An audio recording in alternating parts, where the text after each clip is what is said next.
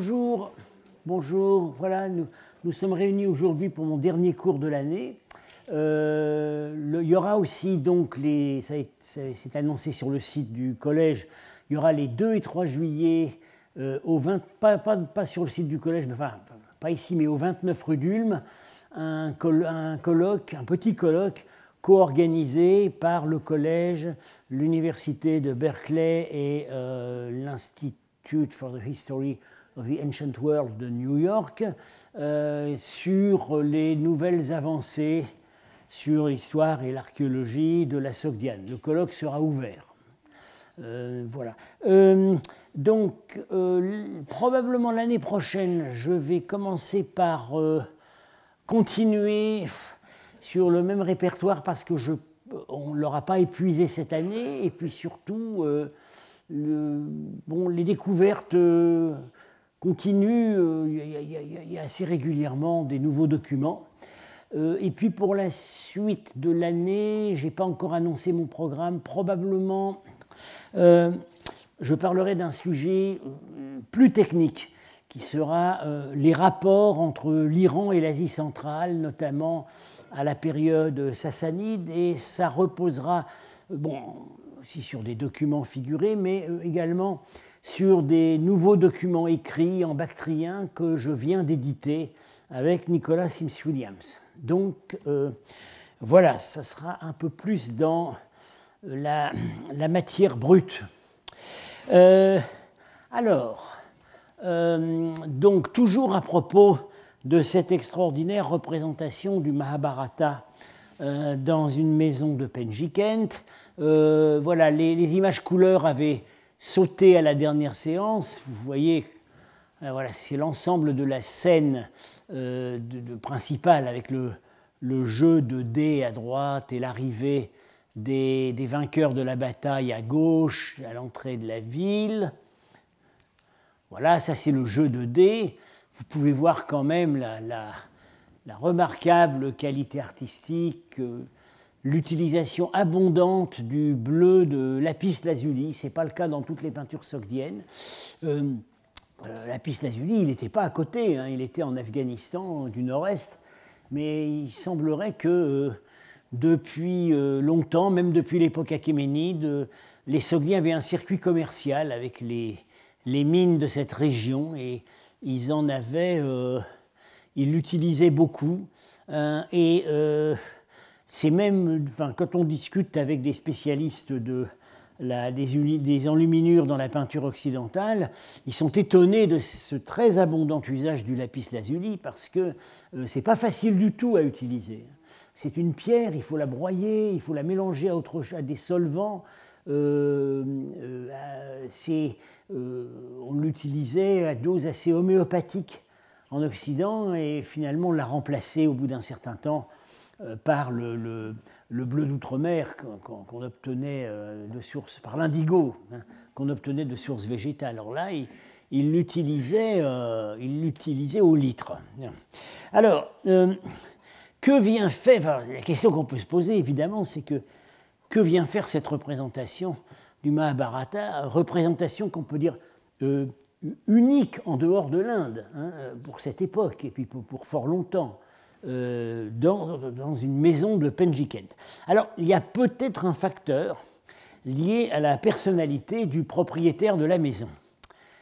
Car, revoilà la maison, le plan de la maison est assez atypique par rapport aux maisons aristocratiques de Penjikent. Souvent on voit des salons à 4 colonnes, voilà, ici par exemple, ça c'est absolument typique, des salons plus petits, où il y a des banquettes autour d'un foyer. On a dit pendant longtemps que c'était des chapelles domestiques, maintenant on n'y croit plus, plutôt des salons d'hiver. Et puis cette grande pièce où a été trouvée la peinture, qui fait quand même 13 mètres sur 8, et qui a vraiment plutôt les dimensions d'une salle du trône. Alors, il se trouve que, voilà, il y a des banquettes, 2 rangées de banquettes en angle, là, 2 étages de banquettes dans toute la partie sud de la pièce, et une autre partie avec des banquettes, une partie plus petite avec aussi des banquettes. Et là, au fond, sur le mur de fond, une grande image de la déesse, alors, enfin, de divinité, en l'occurrence la déesse Nana, qui est la principale déesse de Penjiket. Alors, il se trouve que sur la grande estrade devant, on a trouvé des centaines de dés. Et ça rappelle évidemment l'image qu'on a là. Voilà. Alors, on a supposé au début que c'était le casino de la ville. J'expliquerai à la folie. On n'y croit plus vraiment, plutôt que, visiblement, le propriétaire avait un goût pour les dés et organisait des grandes parties de dés, et c'est un des motifs qui l'aurait amené à choisir ce répertoire. En tout cas, il semblerait, le fait qu'il y ait une estrade semble indiquer qu'il y avait des représentations. Alors, peut-être musicales, peut-être même théâtrales. Alors, faisait-il venir pour représenter le Mahabharata le Peter Brook de l'époque? Ça, on ne sait pas. Alors, par ailleurs, le choix du livre 4 du Mahabharata n'est sans doute pas fortuit, car c'est ce livre qui est en fait circulé le plus. Parce qu'il est dans cet énorme poème, il représente une sorte de parenthèse divertissante. Comme l'a bien vu Dumézil, c'est là où, sous leur déguisement, les 5 frères Pandava manifestent le plus clairement leur identité fondamentale, distribuée selon les grandes fonctions sociales. C'est un... il y a beaucoup d'épisodes assez comiques, je vous en ai parlé, donc il y a il y a le guerrier qui est déguisé en eunuque pour être professeur de chant des princesses, mais en fait, c'est pas vraiment... Il n'est pas allé jusqu'au bout dans le déguisement d'eunuque, mais il arrive à donner le change, voilà. En plus, ce livre contient un épisode guerrier, celui d'ailleurs qui est conclu par cette scène-là, une attaque des guerriers, en fait, qui sont les ennemis héréditaires des 5 frères Pandava, ils sont les guerriers Kaurava, et cet épisode guerrier est en fait une espèce de récit anticipé et réduit de l'interminable guerre qui va occuper toute la fin du poème. Il y a un livre entier, même 2 avec des récits de bataille. Alors, il se trouve aussi que, comme par hasard, c'est ce livre-là, le livre 4, qui a fait l'objet d'un résumé très réduit et très approximatif dans un traité persan, la lettre de Tansar, qui est enfin une espèce de récit édifiant pour les princes, qui remonte sans doute à un original Pélévi et qu'on a en fait dans une rédaction plus tardive. Alors, il y a d'autres récits indiens d'ailleurs conservés dans ce texte. Alors vous voyez, il est question ici, il y avait un roi qui s'appelait Djartal. Alors Djartal, ça vient en fait, si on tient compte de la mauvaise lecture des caractères Pélévi, qui sont parfois très ambigus, en fait c'est Yudhishthira, le chef des Pandavas. Il y avait un roi qui s'appelait Djartal, qui croyait dans le sort, et puis il a dû avec ses frères, il a dû quitter son pays, et il est arrivé finalement chez le roi Kiransha. Alors, si on tient compte de la déformation des caractères, Kiran, c'est Virata, le roi chez qui ils sont accueillis. Et ils ont passé leur jour sans dignité, à son service, c'est-à-dire qu'ils ont dissimulé leur identité royale et ils se mettent au service de ce roi parce qu'ils doivent, en fonction du sort qui est tombé sur eux, ils doivent passer 1 an complètement incognito. Donc, on voit que ce livre du Mahabharata avait circulé en Iran déjà au VIe siècle. Alors évidemment, du coup, la question se pose, sous quelle forme est-ce que ce texte pouvait circuler en sogdiane? Dans quelle langue que c'était? Alors, est-ce qu'il y avait un support écrit? On sait que on a une traduction en langue en persan du Mahabharata, au moins traduction, je pense, résumée. La plus ancienne connue, c'est le Razmnameh, c'est-à-dire le livre des combats, qui a été commandé à la fin du XVIe siècle par le grand moghol Akbar. Voilà. Mais il y a peut-être eu des versions iraniennes avant. On ne les a pas. Alors, autre détail intéressant, iconographiquement, on voit que le poème a été un peu naturalisé en milieu sogdien. C'est-à-dire qu'il n'y a vraiment pas beaucoup de couleurs locales indiennes. Hein. Tout ce qu'on a, c'est deux personnages, celui-là et celui-là, qui tous les deux... Alors, on va voir surtout sur le dessin, qui tous les deux appartiennent au groupe des 5 frères Pandava. Hein. Ceux-là, Yudhishthira déguisé en brahmane et Arjuna déguisé en maître de danse. Bon, là, ils sont représentés comme des princes indiens avec leur chignon. Voilà. Mais pour le reste, c'est vraiment de la représentation sogdienne.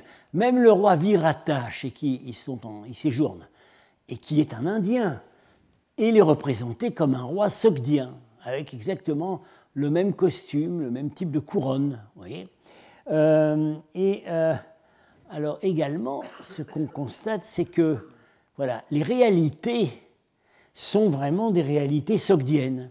C'est-à-dire, vous voyez par exemple, l'entrée de la ville, les maisons, c'est des maisons sogdiennes, ce n'est pas des maisons indiennes. Des maisons exactement comme celles qu'on a fouillées à Penjikent, qui d'ailleurs, cette peinture a aidé à reconstituer l'apparence qu'avaient ces maisons de Penjikent. Le porche avec une arche, des décors qu'on devine ici en briques sur ce mur représenté couleur rose-brun qui en fait représente la brique crue. Hein. Les balcons en bois, en encorbellement, ça c'est absolument typique de l'architecture de Penjikent. Voilà. C'est vraiment, vous voyez, ces décors à faux merlon, c'est de l'architecture sogdienne, tout ça. Ce qui est également complètement indien, c'est... alors, est-ce qu'elle est représentée là? C'est la table de jeu, vous voyez, ici, avec on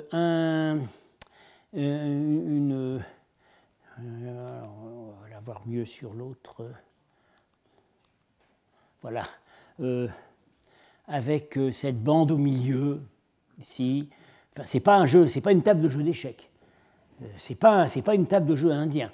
Les analogies qu'on a dans l'art, c'est en Iran sassanide ou ailleurs en Sogdiane. C'est une table de jeu de narde qui se joue au dé, avec une grande bande ici et des bandes latérales, et là, sur les côtés, on range les pions. C'est pas une table de jeu d'échecs indienne.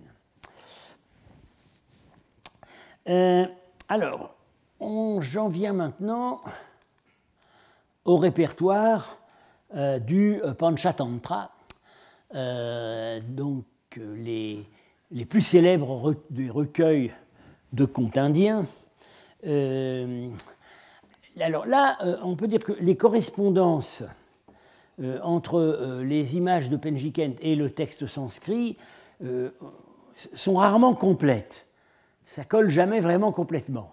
Alors, ça peut s'interpréter soit par l'utilisation de variantes, de versions qui n'ont pas été conservées, soit par des adaptations délibérées de l'artiste. Et par ailleurs, les sujets du Panchatantra qu'on identifie à Penjikent se caractérisent par des ellipses vraiment extrêmes par rapport au texte. C'est vraiment de la charade. Il faut connaître l'histoire pour comprendre quelque chose. Alors, un bon exemple, c'est l'histoire du lion et le lièvre. Alors, dans le Panchatantra, on en a...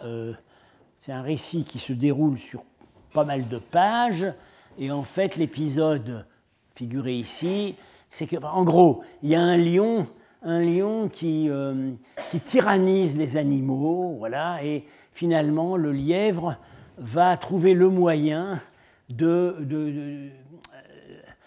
l'éliminer. Alors, comment est-ce qu'il fait? C'est qu'il lui montre un puits. Et oui, le lièvre fait croire au lion que ce lion a un rival plus puissant que lui. Donc, le lion régulièrement demande à être nourri en viande par des animaux qu'on va sacrifier. Et à un moment, les animaux lui disent « Bon, on n'a plus rien à te donner parce qu'il y a un lion encore plus vorace que toi. » Alors l'autre n'est pas content et il demande à le voir. Et finalement, on lui montre un puits. Alors, évidemment, quand il vit au milieu du puits son image dans l'eau, il poussa un rugissement. Puis, par l'écho de ce rugissement, un cri 2 fois plus fort s'éleva du puits. En entendant ce cri, Basuraka, le lion, pensa « Ce lion est très fort ». Il se jeta sur lui et perdit la vie. Voilà. Et c'est ce qu'on voit, ici.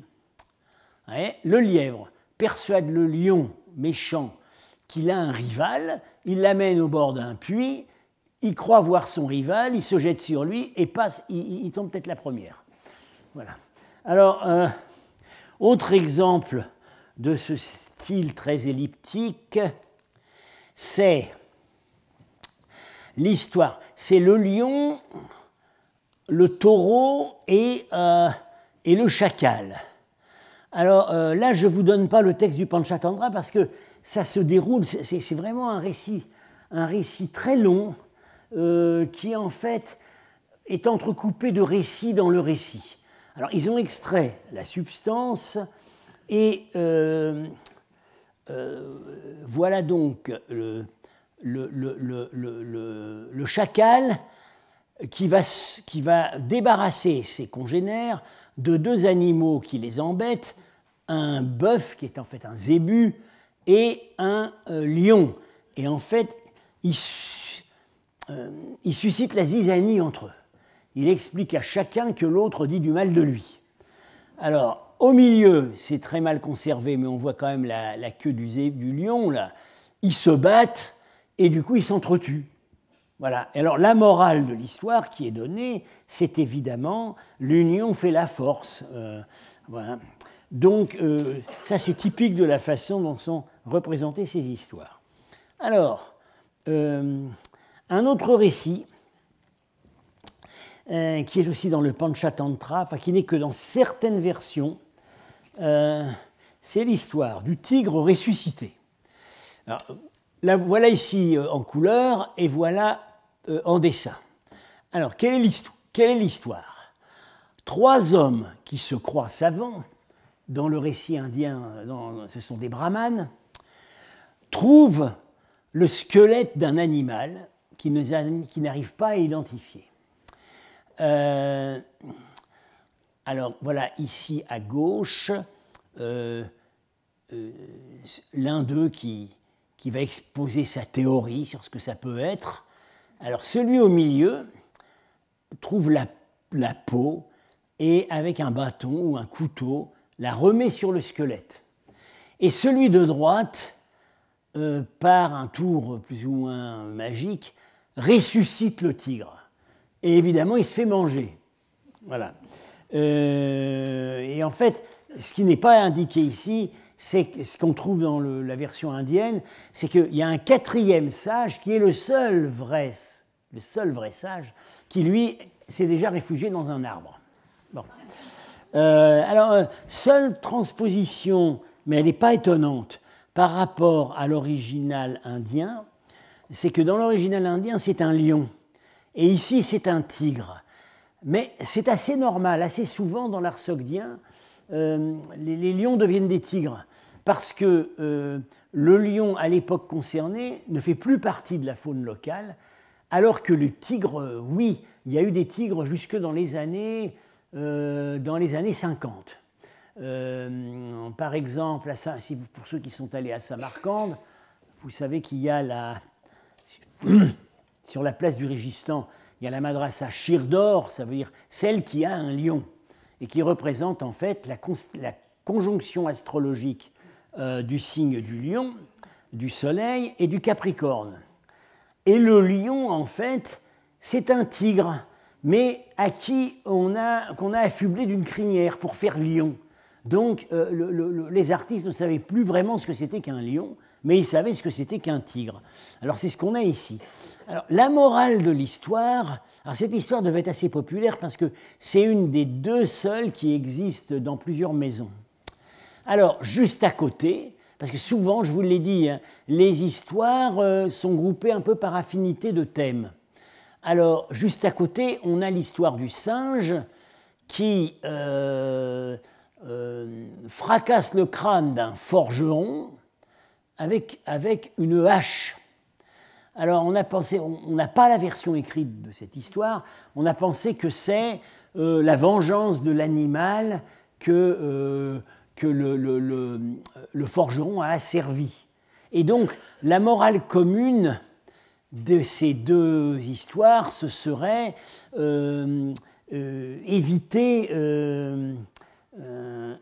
la présomption envers les animaux, parce qu'ils peuvent être plus malins que nous. Voilà.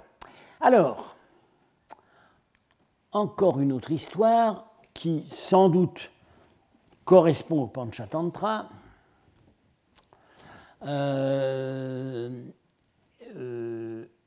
Oui, voilà, dans le Panchatantra, c'est l'honnête homme et le fripon. Alors ici, donc, Marchak l'a appelé l'arbre témoin.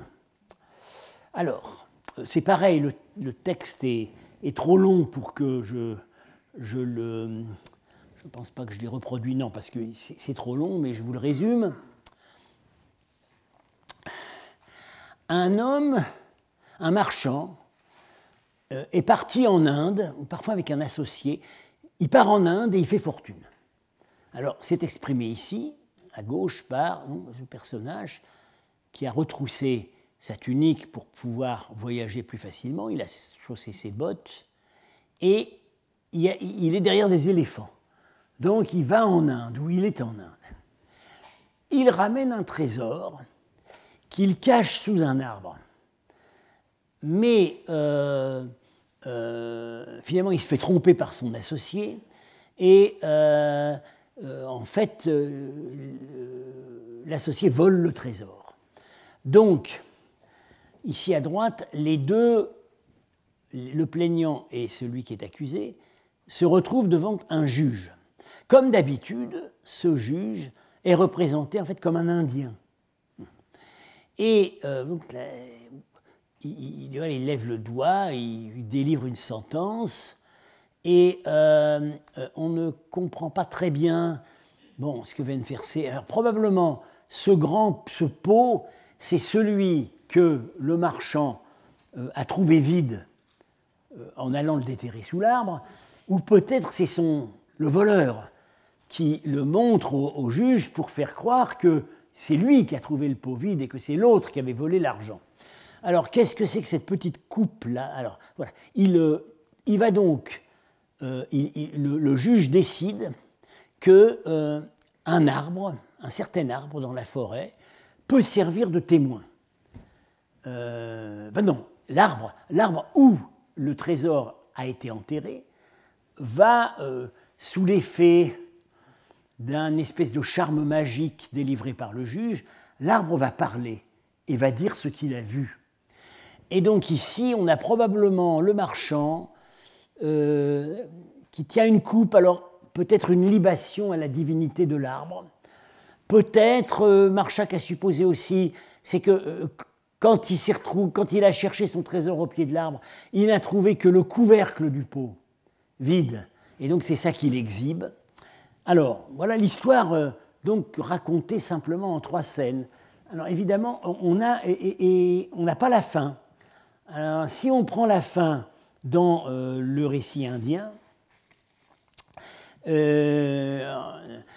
le Panchatantra, en fait, le voleur a envoyé son père se cacher dans le tronc de l'arbre, le tronc creux de l'arbre.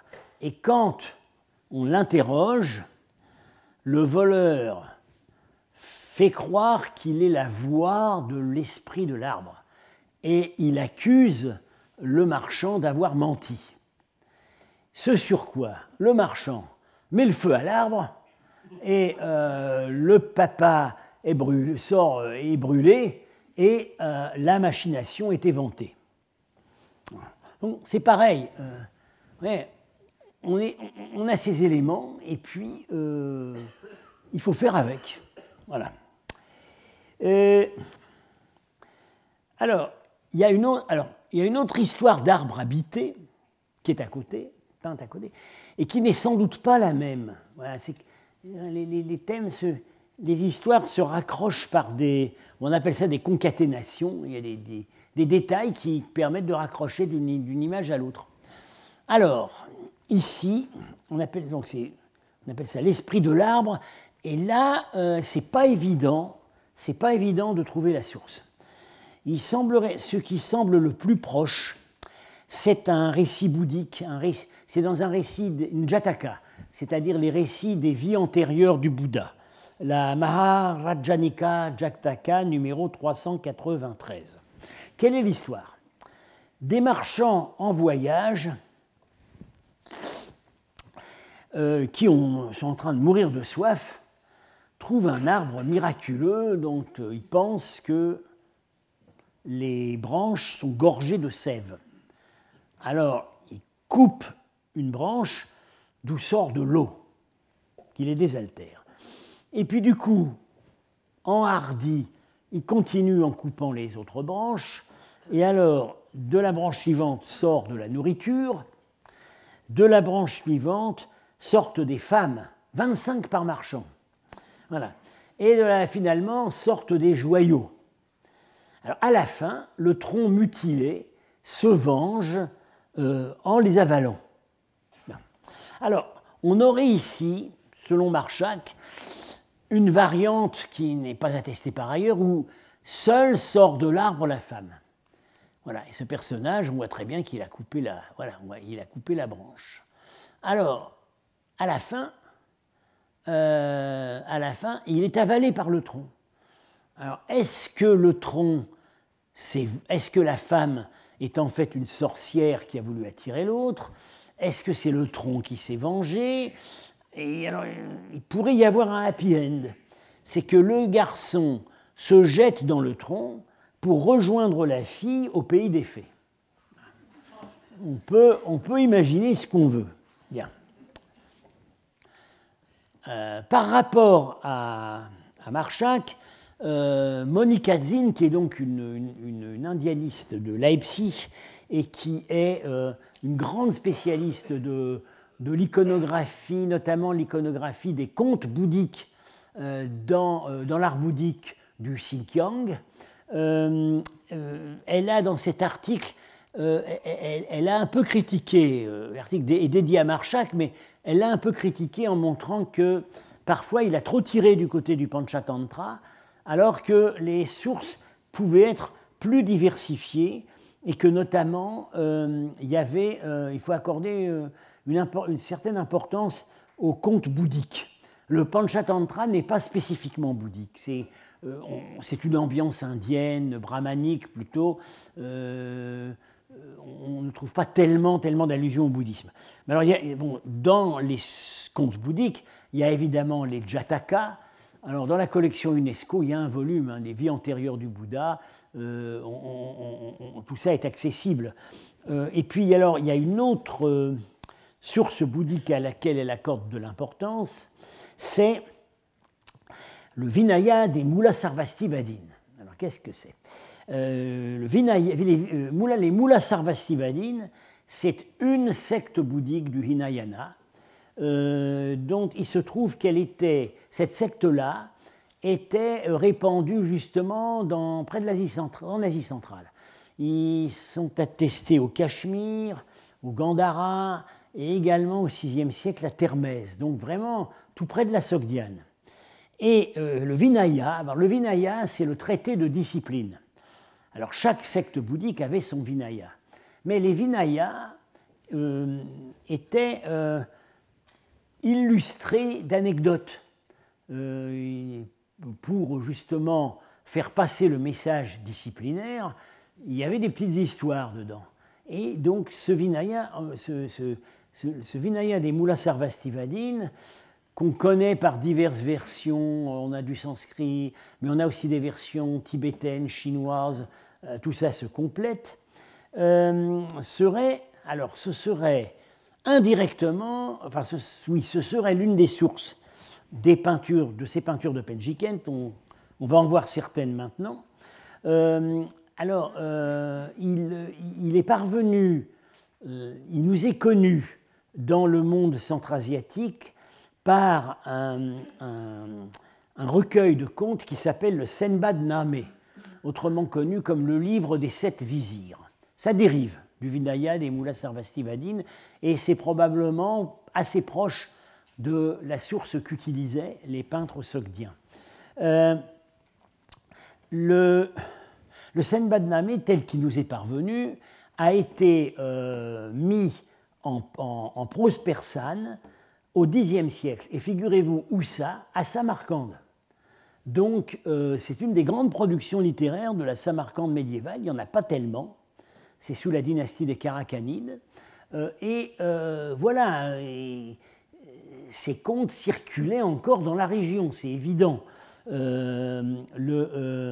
D'ailleurs, quand on voit, je me suis amusé à relever les lieux où sont supposées se dérouler les différentes histoires, assez souvent on voit justement les régions de la Moudaria, Ghazni, Kaboul, le Cachemire. Ça a l'air de circuler dans la région, alors que dans le Panchatantra, soit les contes ne sont pas localisés, on dit dans un pays lointain au bord de l'océan, soit c'est un peu partout en Inde. Voilà. Alors, le livre des 7 vizirs a été donc, dans la forme qui nous est parvenue, rédigé par Zahiri de Samarcande, c'est de la prose persane entrecalée de poèmes arabes. Et Zahiri dit lui-même qu'il est passé par des intermédiaires multiples. C'est-à-dire qu'il a traduit son texte d'après, en fait, un texte arabe, qui était lui-même traduit du Pélévi. Donc, une histoire un peu comme le Panchatantra qui devient le livre de Galilée et d'Emné, il y a une transmission multilinguistique. Alors, en français, on a, le texte de Zahiri a été édité en persan, très bien édité, et en français, on a un accès commode par cette traduction qui est parue dans la collection UNESCO d'œuvres représentatives, il y a assez longtemps, en 1975, édition Sinbad, comme par hasard, le Sinbad Name, édition Sinbad, traduit par Dejan Bogdanovic, mais avec une révision assez considérable par Gilbert Lazare. Alors, cette traduction, elle est très agréable à lire, c'est très drôle, mais bon, on va dire, c'est ce qu'on appelait au XVIIIe siècle une belle infidèle. C'est-à-dire que, quand on compare au texte, c'est quand même assez... il a sauté pas mal de passages, il a pas mal réécrit. Mais enfin, ça donne une bonne idée du texte. On peut supposer, donc, vu l'endroit où sont localisés les contes, qu'il devait y avoir des versions sogdiennes, peut-être même des versions bactriennes, puisqu'il y a pas mal de contes qui sont localisés dans l'Afghanistan actuel.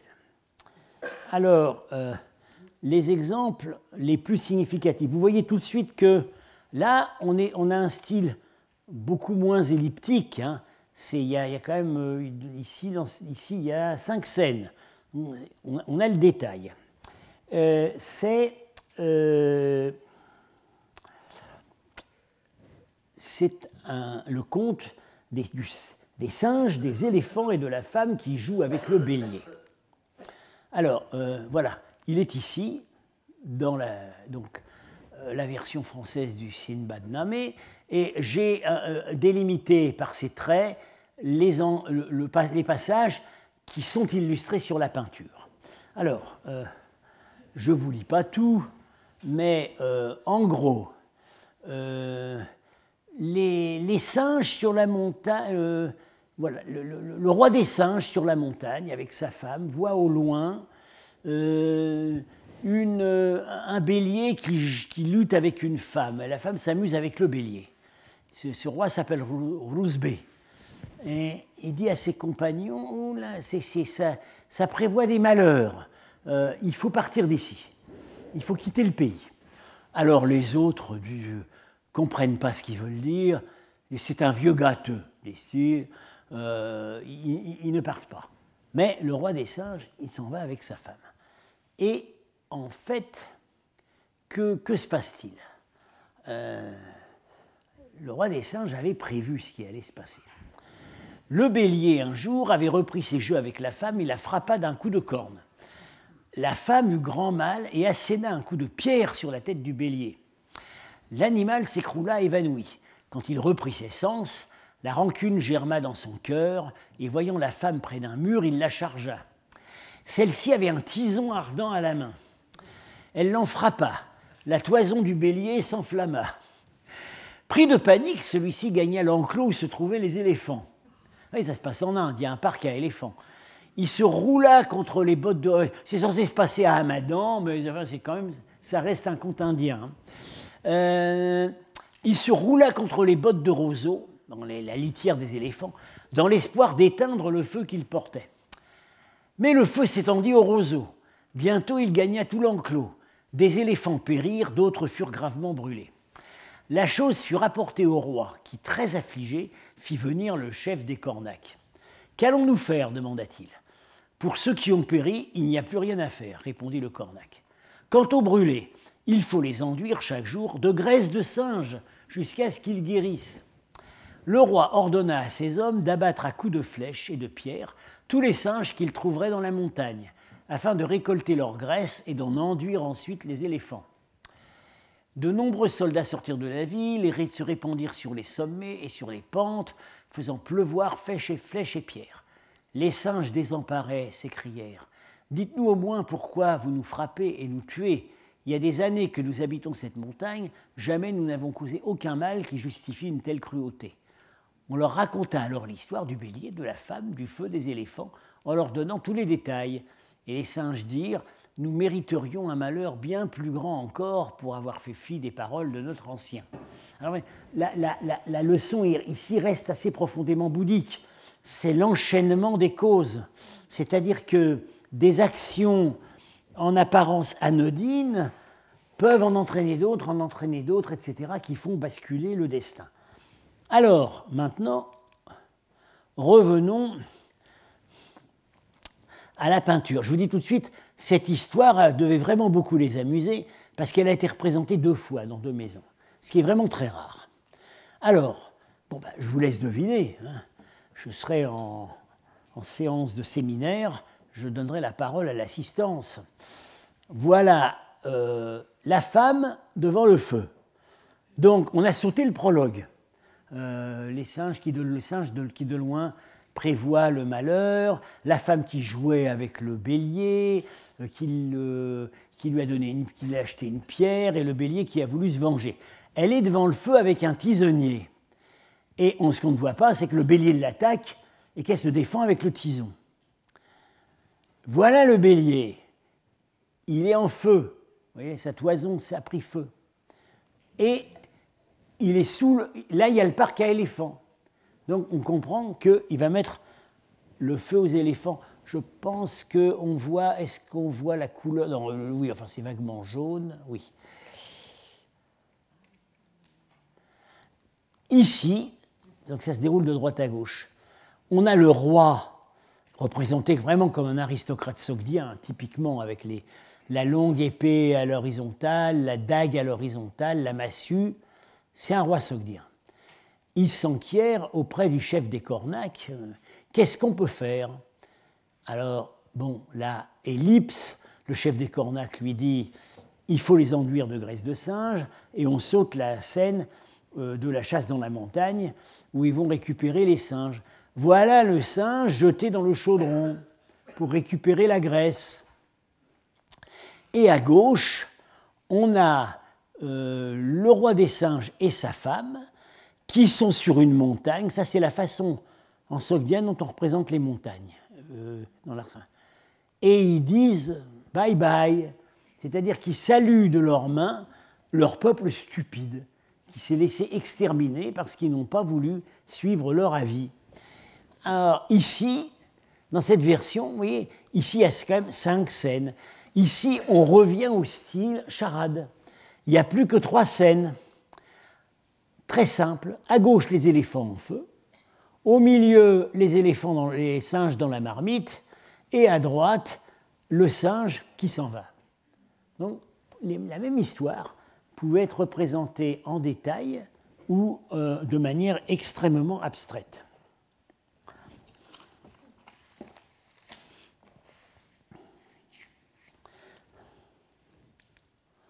Alors, le stupide vendeur de santal. Ça, c'est intéressant du point de vue sogdien, parce qu'ici, on arrive sur des réalités qui devaient être familières du public, puisque les sogdiens étaient très engagés dans le commerce du santal. On peut même dire que, pour eux, la route de la soie, c'était moins important que la route du santal. Le santal, ça pousse dans l'Inde du Sud et en Asie du Sud-Est.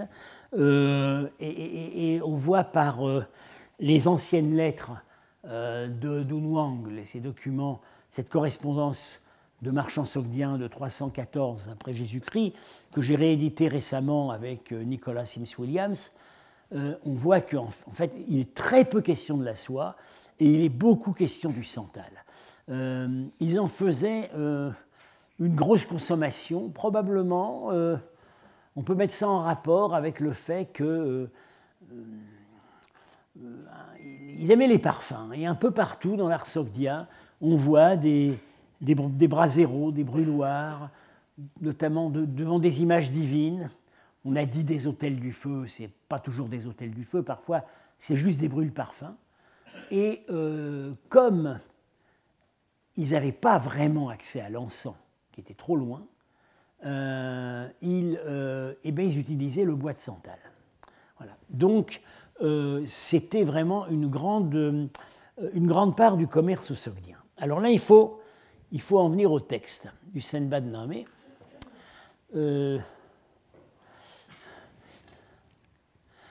Un jour arriva dans sa ville un groupe, on parle donc d'un marchand, voilà, un riche marchand. Un jour arriva dans sa ville un groupe de nouveaux venus qui lui apprit que dans certaines régions sur les côtes de l'océan, le bois de santal était d'un prix égal à celui de l'or brut. L'appât du gain s'empara du marchand qui se dit « Je vais réaliser tout ce que je possède, j'achèterai du santal et je me rendrai dans cette ville. Je vendrai mon santal au prix fort. Je gagnerai ainsi un capital qui m'assurera une richesse suffisante pour le restant de mes jours. » Là, on est vraiment dans la cervelle d'un marchand sogdien. De la sorte, je ne serai plus jamais dans l'obligation de commercer. Je m'installerai dans l'aisance et vivrai désormais dans la quiétude. Il rassembla tout l'argent liquide qu'il possédait, acheta 100 charges de santal et se mit en route vers la contrée en question. Chemin faisant, il se disait, voilà, lorsqu'il atteignit la région, il se dirigea vers une cité qui était la perle des villes, mais dont les habitants étaient renommés pour leur ingéniosité et leur duplicité. Quand il se trouva à 2 lieues de la ville, la nouvelle se répandit qu'un marchand arrivait qui apportait 100 charges de santal. Un des hommes parmi les plus avisés, les plus habiles dans les affaires se dit « J'ai un peu de santal. Voilà ce marchand qui arrive et qui va faire baisser le prix. Il faut que par quelques ruses je le dépouille de sa marchandise. » Il sortit de la ville sous l'aspect d'un riche négociant en emportant avec lui un peu de santal. Parvenant au campement, il aperçut le marchand mais se tut. Il ordonna que l'on dressât une tente sur le champ et que l'on y brûlât du santal en guise de combustible. Puis il dit « Tu laisses en son pays brûler la plante des déserts, ceux que tu vas chercher font brûler l'ambre des cassolettes. Lorsque l'odeur du santal atteignit les narines de notre marchand, celui-ci se leva pour voir d'où elle venait.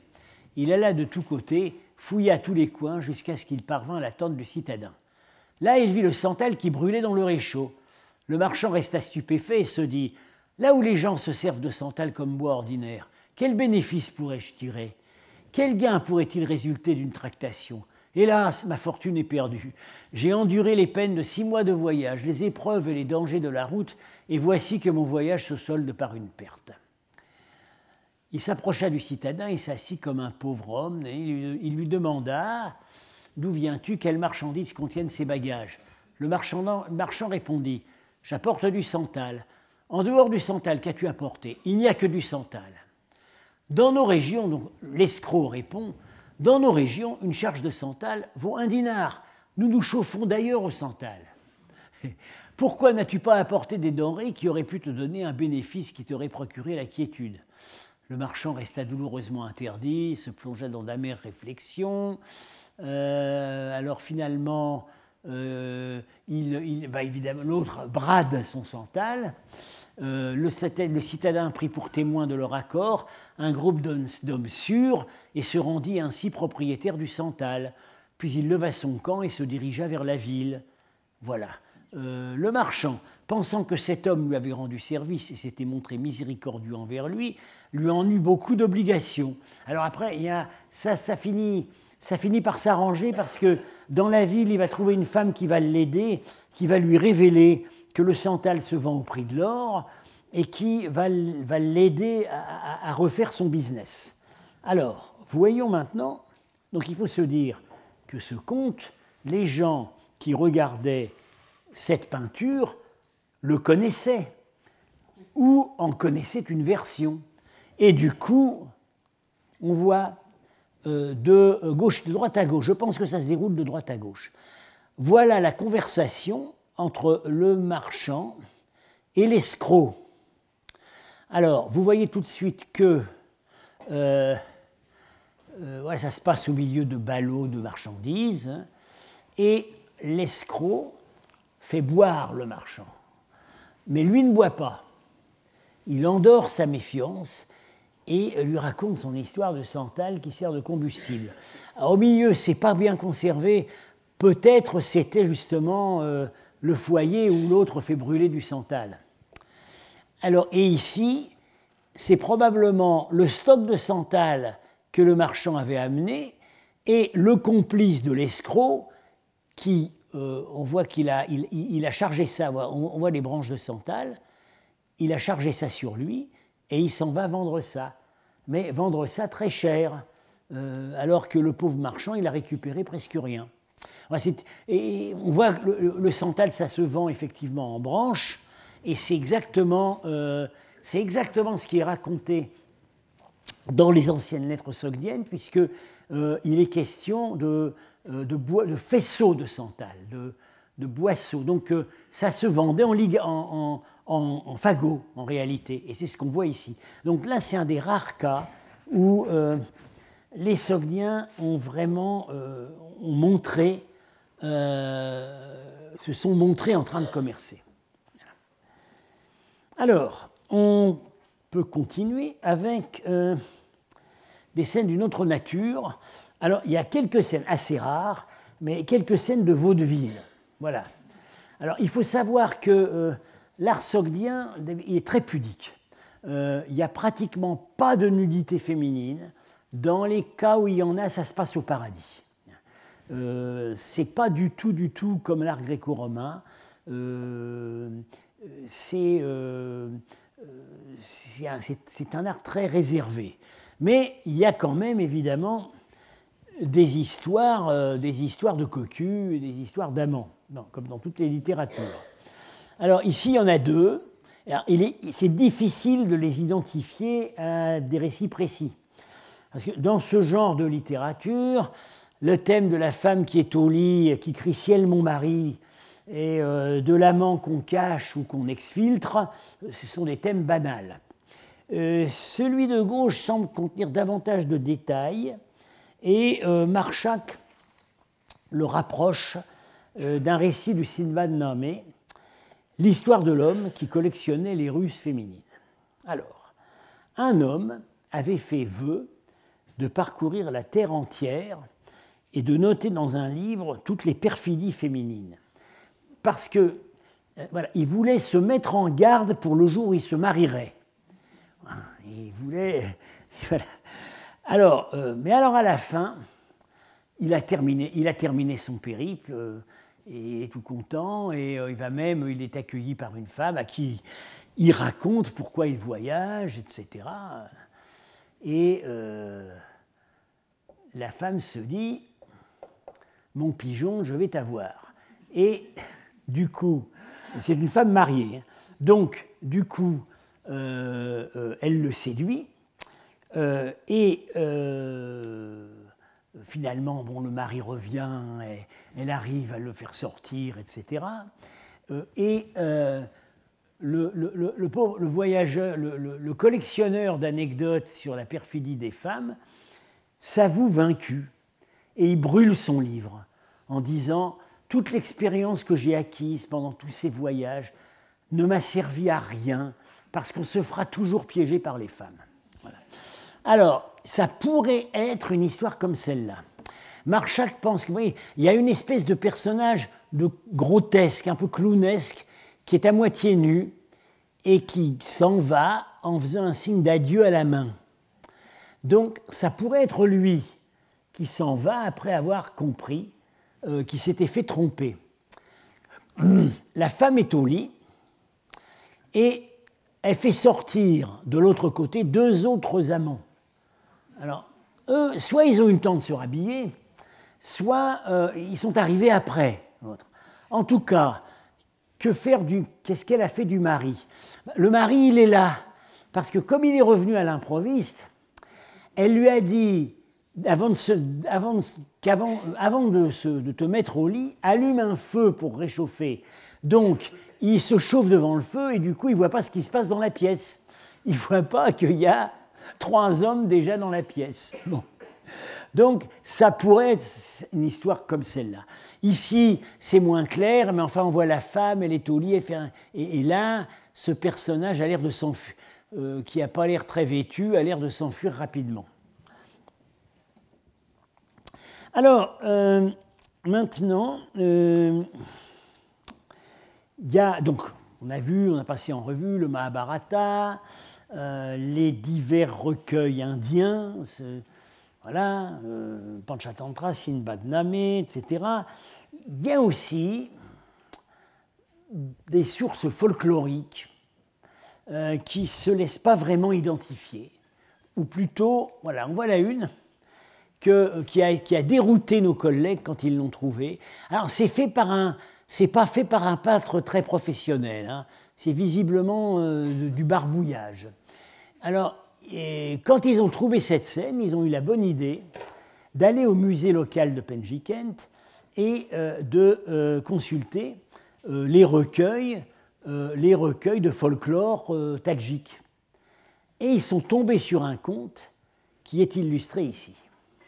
C'est un cheval, dans le conte c'est un âne, mais ça ne change pas grand-chose, qui émet, n'est-ce pas, des pièces d'or.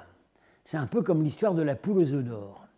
Voilà son propriétaire qui le tient là, parce que, et en fait le conte se continue, le roi finalement exige du propriétaire du cheval miraculeux qu'il le lui remette. En fait, donc, dans le conte, c'est un âne. Mais une fois arrivé chez le roi, le cheval, fidèle à son maître, se met en grève et n'émet plus rien. Et du coup, le roi est obligé de rendre son bien au malheureux propriétaire. Et c'est quand même extraordinaire. C'est une peinture probablement des années 740. Et on a trouvé l'explication en allant au musée voisin chercher les histoires du folklore tadjik. Alors, des histoires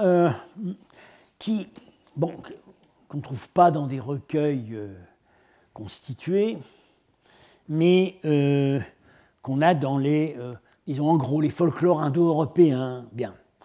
Alors, on avait vu La Belle et la Bête, selon l'interprétation de Semyonov, qui serait donc qu'on retrouve dans la classification des motifs universaux du folklore chez Arne Thompson. Et ici, alors là, une histoire qu'on n'arrive pas à trouver, c'est la chasse au loup à 7 têtes. Un loup qui a 7 têtes, il est chassé par 2 énormes molosses. Alors, on comprend vaguement que le chasseur n'est pas dans une très bonne position parce qu'il n'a qu'un fouet. C'est pas avec ça qu'il va chasser le loup à 7 têtes, mais apparemment quelqu'un derrière vient l'aider. En courant, il a retroussé sa tunique dans sa ceinture, et c'est lui qui a l'air de contrôler les chiens qui finalement vont avoir raison de la bête. Alors, bon, les bêtes à 7 têtes, ça se trouve dans diverses légendes. Bon, il n'y a qu'à penser, c'est l'hydre de Lerne dans certaines versions, et puis la plus connue des bêtes à 7 têtes, c'est la bête de l'Apocalypse. Alors, les 7 têtes, en l'occurrence, sont chacune identifiées à un empire spécial. Bon, il y avait cette idée que le monstre par excellence, c'est la bête à 7 têtes. Mais pour le loup, on ne trouve rien. J'ai cherché dans Anne Thompson, loup, 7 têtes, on ne trouve pas. Mais visiblement, la légende existait.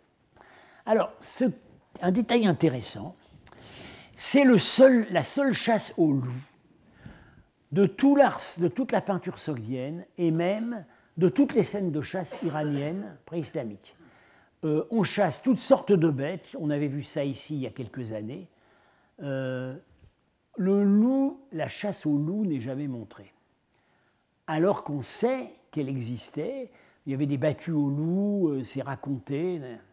Il y a même un mois dans le calendrier iranien pré-zoroastrien qui s'appelle le mois où on chasse le loup. C'est jamais montré. Pourquoi ?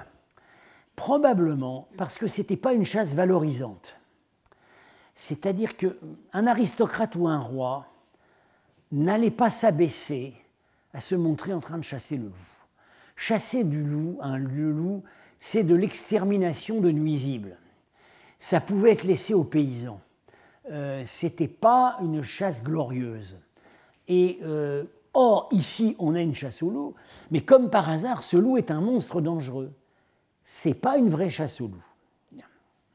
Alors, pour conclure, vous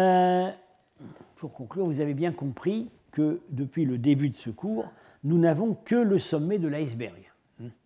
Même si le répertoire des contes continue de s'enrichir par la découverte de fragments et l'identification de nouveaux sujets dans la peinture notamment de Penjiket. Mais on voit quand même que tout ça, c'est très imaginatif, mais c'est emprunté. C'est adapté aux réalités centra-asiatiques, mais c'est emprunté. Alors on peut se demander, est-ce qu'ils ont eu une littérature vraiment originale de création ? Alors, je pense qu'on approche ça avec certains des récits épiques qu'on a vus, qui montrent quand même, dont certains ne peuvent pas être, comme le récit avec les Amazones, ne peuvent pas être identifiés à des récits qu'on connaît, et où on voit qu'il y a sans doute eu là une vraie création. Bien. La poésie. Alors la poésie. Bon. Nous avons vu que beaucoup de ces textes qui nous sont parvenus étaient rythmés, parfois vaguement rimés. Donc la poésie, on voit bien qu'elle a existé, mais des poèmes véritablement originaux. Alors, il y en a un. C'est une inscription sur le col d'une jarre trouvée au Semiretchié, c'est-à-dire que c'est actuellement au Kirghizistan, c'était des colonies sogdiennes sur la route de la Chine. Et c'est pas très facile. On a vu tout de suite que c'était rythmé. Pavel Lourier a proposé une traduction améliorée, transcription. Avero etchi kiship neshmar, chep raznu wan, nekeshi marti khwar. Ne calcule pas les torts de qui que ce soit, et ainsi ne diminue pas ton propre trésor. Ô homme, bois, atmarti khwar. Comme Alors, on a ça dans beaucoup de poèmes persans, de Domal Khayyam ou d'autres. Badébior apporte le vin, etc., advienne que pourra, etc.